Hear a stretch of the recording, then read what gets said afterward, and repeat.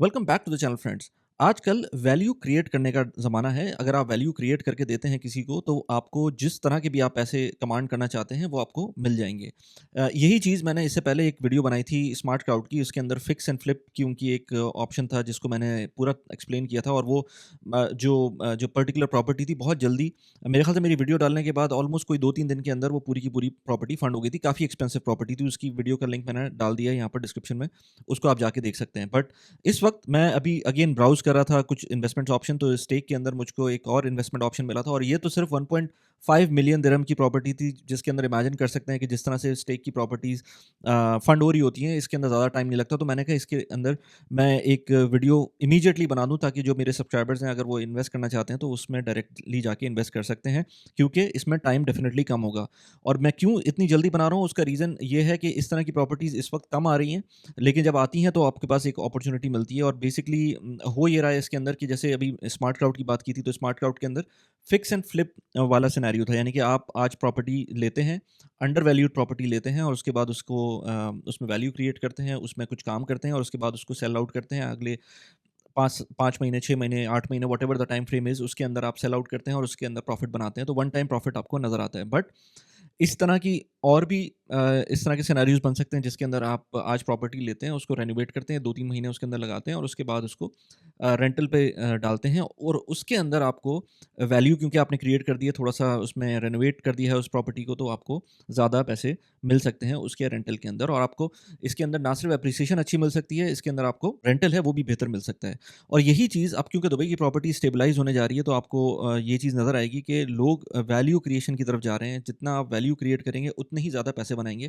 Passive investment आपको अपनी जगह पर जो मिल सकती है, एक रेगुलर रेट के ऊपर, लेट्स से 5 टू 7% के दरमियान किसी भी प्रॉपर्टी के अंदर वो आपको मिल रही है। शायद प्रॉपर्टी प्राइस एप्रिसिएशन उस तरह से ना मिले, बट एट लीस्ट आपको एक स्टेबल इनकम मिल रही होगी। बट अगर आपको ज़्यादा पैसे बनाने हैं, तो थोड़ा-सा काम करना पड़ेगा, और उसके अंदर आप पीछे बैठकर बैक सीट पे बैठ के काम नहीं हो सकता, उसमें आपको थोड़ा-सा काम करना पड़ेगा। इनफैक्ट मैं अपनी वाइफ़ से भी आज ये बात कर रहा था कि अगर हम कोई इस तरह की प्रॉपर्टी के अंदर लेट्स से जाते हैं कि हम उसको खरीदते हैं, और उसके बाद उसको रेनोवेट करते हैं, और उसके बाद उसको रेंट आउट करते हैं या उसको बेचते हैं, तो क्या-क्या प्रोपोज़िशंस हो सकते हैं। मैं कुछ लोगों से बात भी कर चुका हूँ इस बारे में। अगर ये प्रोजेक्ट हम करते हैं, तो मैं ज़रूर इसके ऊपर वीडियोज़ बनाऊँगा। बट अभी के लिए मैं स्टेक के ऊपर जाता हूँ। स्टेक की ऐप के अंदर I will just show you how it looks like. एक आइडिया लेने के लिए भी बहुत अच्छी चीज़ है, क्योंकि ये चीज़ ज़रूरी नहीं है कि आप इन्वेस्ट करें। मैं तो सिर्फ़ आपको एक आइडिया दे रहा हूँ कि क्या-क्या चीज़ें होती हैं, लोग किस तरह से सोच रहे होते हैं, और जब इस तरह की बड़ी कंपनी इस तरह की चीज़ों के बारे में सोच रही है, तो आप क्यों नहीं सोच सकते हैं। मैं आपको लॉगिन करके दिखाता हूँ। इसके अंदर मेरे पास ओटीपी आ गया है यहाँ पर। ओके, लेट्स सी मेरा ओटीपी। ओके, क्योंकि ये जल्दी मैं वीडियो बना रहा हूँ, ट्राई करूँगा कि एज़ सून प पॉसिबल अपलोड भी कर दूँ, तो शायद इसमें एडिटिंग कोई ख़ास ना हो।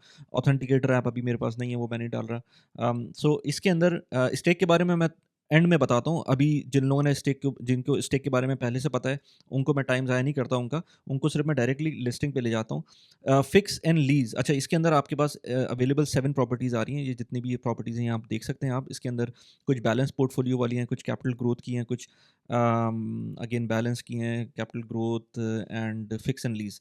अब ये फिक्स एंड लीज़ की जो प्रॉपर्टी है, ये बेसिकली 1 बेडरूम इन बॉटेनिका टावर दुबई मरीना के अंदर है, और 1 बेडरूम की प्रॉपर्टी है।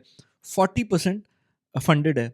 मैं अभी कुछ देर पहले इसका स्क्रीनशॉट ले चुका था, जस्ट टू सी के उसमें क्या सिनेरियो है, तो स्क्रीनशॉट के अंदर मैंने लिया था, तो 39% ये आपको नज़र आ रहा है कि ये फंडेड थी। ये कुछ मिनट्स पहले मैंने लिया है, तो आई डोंट नो कि जब तक ये वीडियो अपलोड होगी, तो ये 40% रहती है कि नहीं रहती है। आई मीन ऑप्शन रहता है कि नहीं रहता है। 204 इन्वेस्टर्स ऑलरेडी इसके अंदर मौजूद हैं। इसके अंदर 5 इयर्स का टोटल रिटर्न 53.86% है। ईयरली इन्वेस्टमेंट रिटर्न 10.77% है। प्रोजेक्टेड नेट यील्ड 5.52% की है। फिक्स एंड लीज़ के अंदर उसका पूरा प्रोसेस उन्होंने बताया हुआ है कि किस तरह से करते हैं। रेप्यूटेबल डेवलपर से ये प्रॉपर्टी लेते हैं। अच्छा, प्रॉपर्टी का नाम बता दिया था मैंने पहले। इसकी जो फ़ोटोज़ हैं, वो आप यहाँ पर इस तरह से इनकी ऐप के अंदर देख सकते हैं। इनफैक्ट अगर आप डेस्कटॉप के ऊपर भी जाना चाहें, तो वहाँ पर भी देख सकते हैं। इन्वेस्टमेंट कैलकुलेटर है। 50,000 दिरहम अगर आप इन्वेस्ट करते हैं, तो जो 5 साल के अंदर आपको इन्वेस्टमेंट वैल्यू है, वो आपकी 66,901 दिरहम्स आएगी, और एनुअल इनकम इसके अंदर यहाँ पर नज़र आ रही है 2,535 दिरहम्स। जो total basically yearly investment return था, वो 10.77 परसेंट का था और जो प्रोजेक्टेड नेट यील्ड थी वो 5.52% की थी, बट ईयरली इन्वेस्टमेंट रिटर्न आप यहाँ पर देख सकते हैं जो कि टोटल रेंटल प्लस जो आपकी इन्वेस्टमेंट जो एप्रिसिएशन है वो इसमें शामिल होगा। और इसके अलावा इसके अंदर एक और इम्पॉर्टेंट चीज़ ये कि जो भी कैलकुलेशन हो रही है ये 5 साल की पीरियड के ऊपर हो रही है, और मैं हमेशा जब भी बात करता हूँ मैं कहता हूँ कि जब भी आप इन्वेस्ट करें स्टेक जैसी चीज़ के अंदर तो 5 साल का होराइज़न रखें। अगर आपके पास पैसे इतने नहीं हैं कि 5 साल के लिए ब्लॉक कर सकें तो फिर आप ना ही करें इन्वेस्ट, तो ज़्यादा बेहतर है। मेरा referral code by the way use कर सकते हैं। अगर आप इसके अंदर इन्वेस्ट करते हैं तो आपको रेफरल बोनस मिल सकता है अगर आप मेरे रेफरल कोड के थ्रू इन्वेस्ट करते हैं। लिंक मैंने डिस्क्रिप्शन में दिया हुआ है। अच्छा, इसके अलावा फंडिंग टाइमलाइन दिखाई है इसके अंदर, लेटेस्ट फंडिंग डेट दिखाई है इसके अंदर।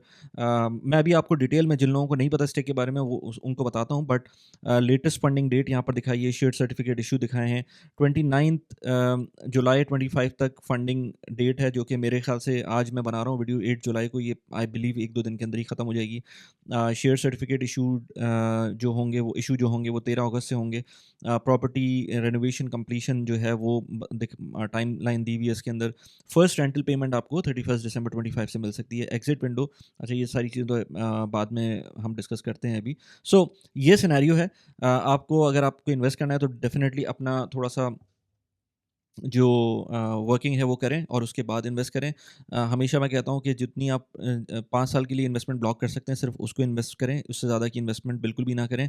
स्टेक के बारे में और क्राउड फंडेड प्रॉपर्टीज़ के बारे में थोड़ा-सा मैं अपने एंड के ऊपर आपको एक आइडिया दे दूँ कि बेसिकली होता ये है कि आप इन्वेस्ट करते हैं किसी भी प्रॉपर्टी के अंदर और आपके पास लेट्स से पूरी प्रॉपर्टी को फंड करने के लिए पैसे नहीं है, या आप बैंक की तरफ नहीं जाना चाहते, तो 1 मिलियन की प्रॉपर्टी है और आप चाहते हैं कि 10,000 dirhams to 20,000 dirhams whatever the amount is, even as low as 2000 dirhams, 3000 dirhams, जो भी आपके पास अमाउंट है, आप उसको इन्वेस्ट करते हैं और उसके बाद आपको जो आपके लेट्स से कॉरेस्पॉन्डिंग वैल्यू होती है रिटर्न्स की वो आपको मिलती है। अगर आपने 1 मिलियन की प्रॉपर्टी ली हुई है, जो भी उसका रेंटल आ रहा है उसका जितना भी अमाउंट आपने खुद से इन्वेस्ट किया हुआ है उस अमाउंट की प्रोपोर्शनेट आपको उसके रेंटल रिटर्न्स मिलते हैं, एंड देन जब प्रॉपर्टी सेल आउट होती है तो उसके भी उसके जो एप्रिसिएशन होती है वो मिलती है आपको। मैं एक वीडियो अलग से बनाऊँगा जिसके अंदर मैं स्टेक, स्मार्ट क्राउड, प्रिपको ब्लॉक, इन सारी जो प्लेटफ़ॉर्म्स हैं इनको मैं एक इनकी प्रोज़ एंड कॉन्स थोड़ा-सा बताऊँगा। ऑल्दो कि बहुत ज़्यादा कोई डिफ़रेंस नहीं है क्योंकि एक ही तरह के प्लेटफ़ॉर्म्स हैं, बट स्टेक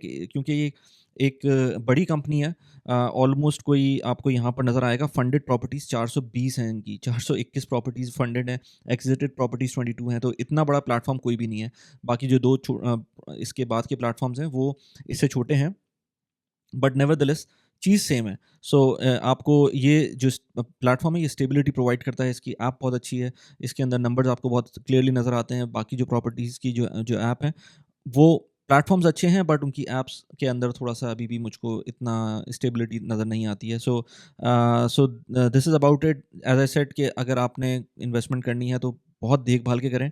बहुत सारे लोग कमेंट्स में लिख रहे होते हैं कि ये लॉन्ग टर्म के लिए इन्वेस्टमेंट हम करते हैं और इसके अंदर ही बहुत क्विकली अगर हमें चाहिए होते हैं पैसे तो नहीं लिक्विडेट हो सकते, तो बिल्कुल ऐसे ही है। अगर आपके पास ज़्यादा दिन की अमाउंट नहीं है, ज़्यादा लॉन्ग टर्म होराइज़न की नहीं है, तो आप इसके अंदर इन्वेस्ट ना करें। और अगर करना है तो डेफिनेटली मेरा रेफरल कोड यूज़ कर सकते हैं to start investing in stake. And इसके अंदर मैं ये कहता हूँ कि अगर आपको अपना प्रॉपर्टी पोर्टफोलियो लॉन्ग टर्म के लिए बनाना है तो इससे अच्छी चीज़ नहीं है, क्योंकि हो सकता है आपको डाउन द लाइन, अभी नहीं तो 5 साल बाद, 6 साल बाद शायद गोल्डन वीज़ा की ज़रूरत पड़े।